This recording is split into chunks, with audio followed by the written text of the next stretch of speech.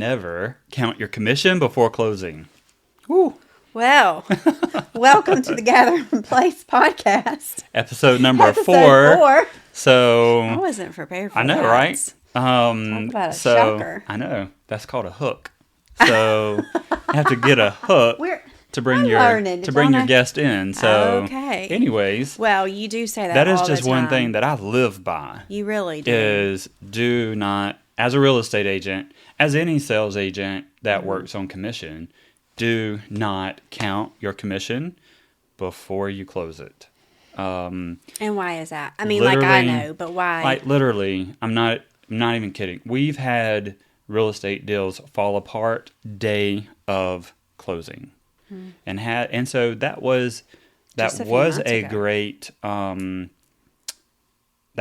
philosophy that the team that I was on literally they taught me that don't count your commissions. So to this day, I don't even look at commissions. I don't look at what a co-op fee is. You are handling a lot of our transaction work and our TC work now, and so I don't even send the comp agreements out. You do, and so you kind of have a rough idea. And I really don't either. I do it because it's part of the systems, but I don't look at it. But you never tell me what. No, because you taught me don't look at it. Yeah. So I don't. I'm just, the only time I look at it is when I have to do the pay sheet so that when it is at the closing table, we do get paid. That's the only time I look at it. And then that's when I see it, is whenever I check off on the pay sheet. Off. And that's literally day of closing or day after closing a lot of times. You just have that in my head. Never count your commissions. And that's what we teach our team, is never count your commissions, because your budget doesn't need to be hinged on that next commission.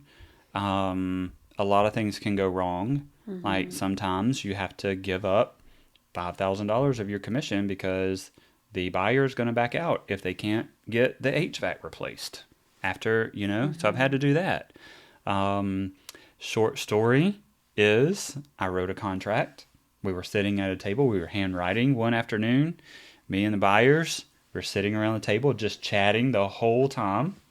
We're filling out the contract, and they wanted $5,000 of closing costs covered by the seller. We were talking. I was fairly new still in real estate. Completely skipped over that part of the contract. Forgot to fill it in. We get the contract accepted, of course, like right out the gate.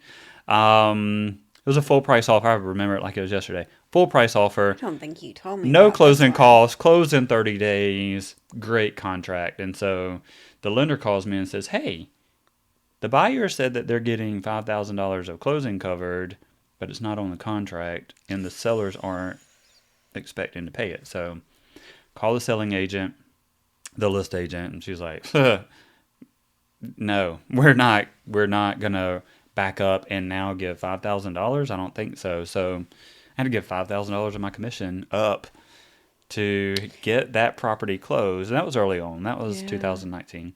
Had to give $5,000 The year up. of learning. Oh, yes. Yeah. A lot of people want to talk about 2020 because of everything that happened then, but really for us, it was 2019. I think 2019 was prepping us for what was going to come in 2020 and 2021. But so, again, had I been counting on that commission, I had no idea. I think commission on that was... Well, it's 2018 and 2019. Yeah. So, yeah. I think that commission was around, I don't know, $6,000 or $7,000.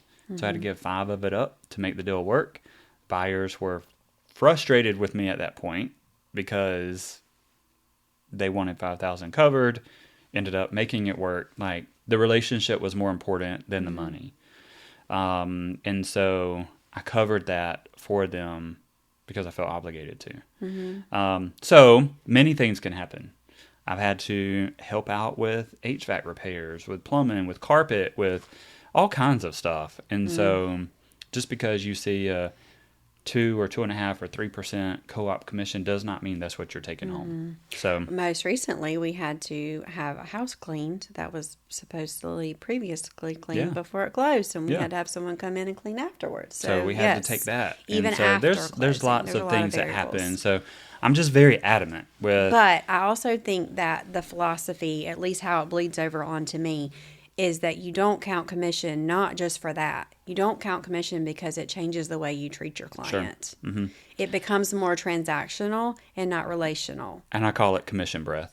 And See, I didn't even know there was a word for that. Commission breath. When you're trying to, and this is a very illegal practice in real estate, when you're trying to steer your client into the property that you're going to make the most money on. And so I can tell you story after story after story on commissions. We have literally sold a property for 0.4% before, and we had no idea. I think at closing, I saw the check for like $700, and I'm like, whoa, this can't be right. Like, this cannot be right. $700 on a $200-something-thousand house. So go back and look on the MLS sheet, and sure enough, said 0.4%. And I say, well, I never count my commission. Like, the buyer loved this house, and this is the one they wanted, and we were going to fight to get it for them. And even currently, 4%. Even currently, like our clients, like it doesn't matter. It becomes, you're more about relationships. And I think that's what's important. Even when we had brick and mortar businesses, the relationships of our customers who came into the hardware store, that came into La Di Da, like those relationships to this day, even though both of those stores are closed now, we still carry those relationships. Have great relationships with a ton. I just talked to somebody yesterday from both. Yeah. She was a customer of both of them, and you are listing a home for her. So that's the difference between being transactional versus being relational. And something like, even when Joe does conversations and talks, like he says, he's very careful not to say something like a buyer. Like, I'm speaking like buyers do this or sellers do this. Like, he's very careful with his words because he doesn't want to lump people into a situation where they just think that they're a number. Because really and truly, everybody that either works with us as a buyer's agent. There's very few people in our business that we don't know. They came from a relationship. I mean, even Drew here, like we watched him grow up. Great relationship with his parents, and siblings, and it's like like the admin staff. There's layers. There's former principals of our boys at school. There's friends I've met through childhood. There's friends that we've met with our MLM business. So if I see a quality in someone that I like and that can fit into our team, I'm kind of like, I want you on our team. I really don't. Like, we did this with Lindsay. I want you on our team. I have no clue where I'm going to fit you in at. Right. But I love the qualities that you possess, and so you could be an asset to our team, and so I want you on our team. We'll figure out the rest. And it's amazing. Like, everyone has their niche that they're just really good at. And it goes down to looking at people and building relationships and not looking at them as numbers or a number. And it kind of broke our heart. We were showing properties anywhere from like, I guess $950,000 to $1.8 million last week to a buyer. And as we're riding around and she's in the back seat just talking, she was telling us about a previous transaction that she had, and that the agent had commission breath, only wanted to show her $1 million properties because basically the agent was going to make more money. And that's just wrong. It is wrong. So we looked at a property that was $1.8 million. It was not my buyer's property. It was not at all. And I know my buyer well enough and because you've developed built a relationship over years with this buyer, that I knew that this was not her property. Had I been looking out for El Numero One, what's El Numero One? Number one. If I had been looking out for number one myself, I would have been figuring, what is $1.8 million times 2.5 or 3%? How much commission would I be able to make on this? And I would be like hammering her to write an offer on this property, but that was not the case. Even the property that she fell in love with, we were like, it was beautiful. It's a beautiful property. But we were $1.5 million, but I'm still like, let's go what back about and this sell other it. $950,000 property? Like, this fits you so well. And so again, it goes back to being relational versus transactional, which I know we talked about, like this podcast was going to be don't count your commission, but it really goes all into this one all about area. relationships. It's about relationships because if you don't lead, again, goes back, I think I said in the last podcast, you leave people in better shape than you found them. So we are given the opportunity to work with individuals. I am not an agent, by the way. I'm just. Let's disclose that. Let's disclose that. I am not an agent. She does not hold a real estate license, but she holds the fort down. But I hold it down. He's a real estate agent. I'm just the support. But no, I'm not just the support. I am the support You wear along many with hats. other admin. And so anyway, all of that to say, working with clients and even I get to build relationships with them as well. Just making sure they have all their T's crossed and all their I's dotted in their paperwork aspect. And it's just so important to us because when we walk away from that closing table, though they walk away from that closing table, that person needs to feel important because they have changed our life. They have contributed to changing the family, the way our family does things and the way we interact with people. And it's just not transactional. So you had someone a couple weeks ago, we taught him in 3rd grade Sunday school, and he was like, Mr. Joe, I don't know if you remember me, but he was like, yes, I remember you. That was a sweet little story, too. It was so sweet, but Joe got to take him. Because we developed a relationship with him back when he was 3 years old, and his parents and all that, and so... And even a current contract that you have literally was one of the boys that sat around our gathering place table at home. Yes. And he's married and he's in a transaction now. And it's just so sweet for us to be able to walk them hand in hand and again, not take advantage of people too, because what we have seen or what I have seen just in a little bit of me helping you is that there are a lot of people out there that only count commission. Like you just said, commission breath. They're only focused on what they get out of a situation.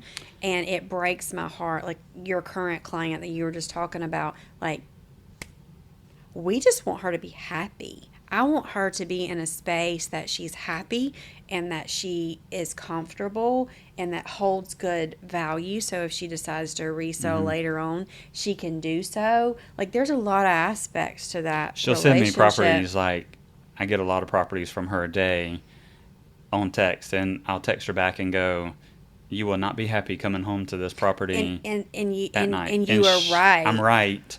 I know I'm right. And after talking to her on the phone a couple of times, I'm able to talk her down off the ledge. Hope has stepped in and been able to talk her off the ledge as well. And so I just love at her. the end of the day, she knows I have her best interest. Yes. You know, parents are involved. There's other parties involved, giving her all this information. But she knows, and she told us last night that she knows Joe's got her best interest at heart.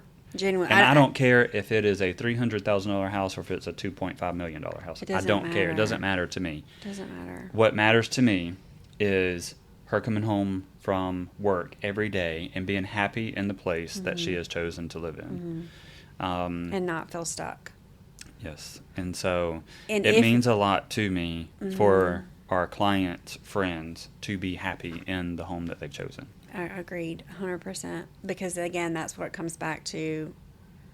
It keeps us going. It's what keeps us moving. And I just again I kind of steered clear of everything for a long time because she just saw it's how so much I worked. how much you're working. I mean, there would be days that I would leave at 8 a.m. in the morning and not get home till 9 or 9:30 from showing and be exhausted. So some days I wouldn't even eat. Just go home, take a shower, get in bed, and do it all over again in hopes and I'm always like, Hope, you need to get your real estate license. You need to get your license. We could tag team this. I saw that face. We could be the... If you're watching on TV, you saw that face. We could be the team, the husband and wife team. And she's like, no. I see what it takes out of you, and I don't want anything to do with it. No, But we still have boys at home. we still have children at We home. homeschool, and our boys are all of our children. So a little backstory, those of you that I haven't even said this to, we have had 5 boys under our roof throughout the last 23 years. 3 of those children are biologically ours. 2 of them were international students through a program that our boys went to school, and they brought the program in. They were from China. One is in California now, but we still keep good relationship with. We had him for 2 years. He surprised us at Christmas and like literally just said, "Hey, I'm here to see you, Miss Hope." I'm like, "Yay!" Brought a friend too. Again, gathering place. Yeah. And then the other is still here. We've had him since he was 14. He before the pandemic, he would go home during the summer, but since the pandemic, since 2019, he has been here solely. He is in college. Right under us. He's in college. He's engaged. We kind of pushed him out the nest to kind of like prepare him a little bit more for life. But we consider him our child. So you can't tell me any different. Anyway, I just don't have to pay his bills. That's the best part.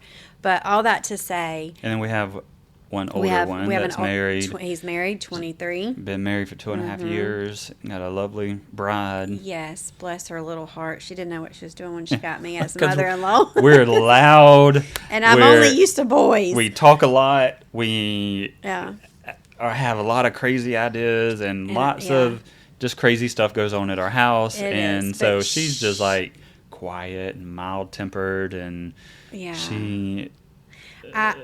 getting the hang of us. She's getting the hang of us, and I've grown to just love her. But all that to say, we our family's important, and relationships are important, and all of that to say, like at the end of the day, when you come home, you've done something you're proud of, and I in supporting you am proud of the time that we get to do things together. We get to do things in business, and then we still have our kids at home that we raise together as well. And so, and kind of leaning on that a little bit is, the relationships that we're able to build through real estate. I remember one of the best feelings and almost like proud papa moment, brought tears to my eyes at closing.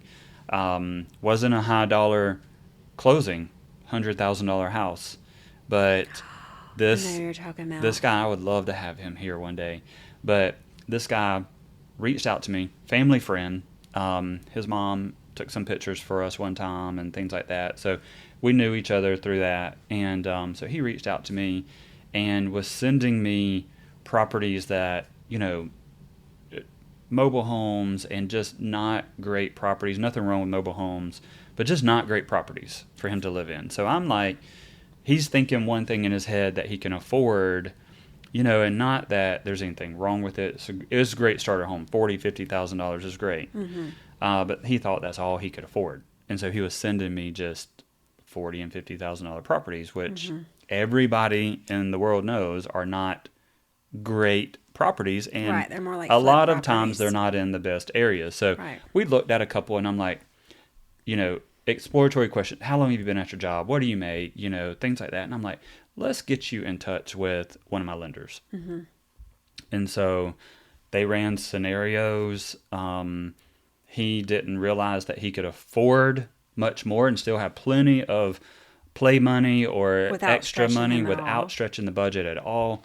She approved him for like 120, 125, something like that. We found this great $100,000 house.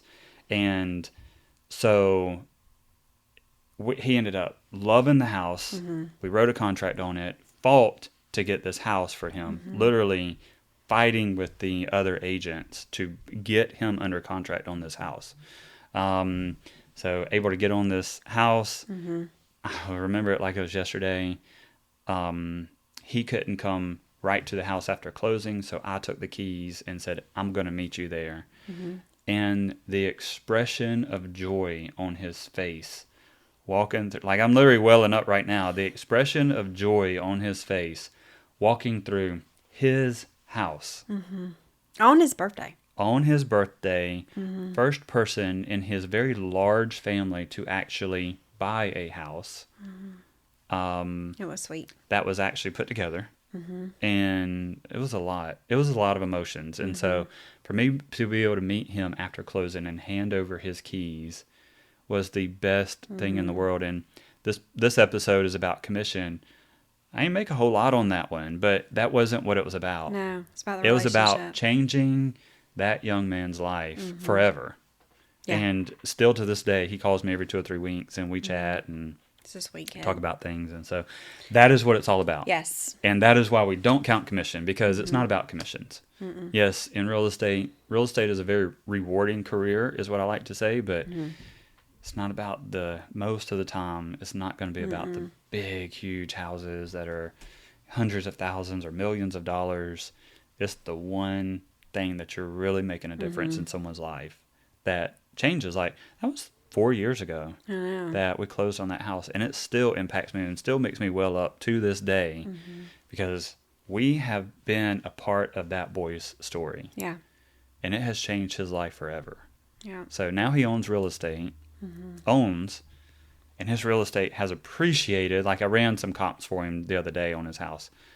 I mean, he is making bank on that house that if he were to sell it, but he's going to stay where he's at. But anyways, that's what it's about. The relationships that are formed through what we're able to do every day. Right. And so it's the most rewarding career, but it's probably the most stressful thing I've ever done in my life. It's hard work. Real estate is hard work, or else everyone would be doing it and no one would need a real estate agent to buy a house. It's hard. It's hard. And we deal with people's emotions and things like that, but... And that will be on another episode. Hope's like, cut it off. She's like, that's enough. So, because I could talk on and on and on, but anyways, that is all about commission and relationships and more about our family and stuff like that. And so it's episode number 4. We're going to lose count eventually. The Gathering Place podcast. All right. So, and we will see y'all on the next episode.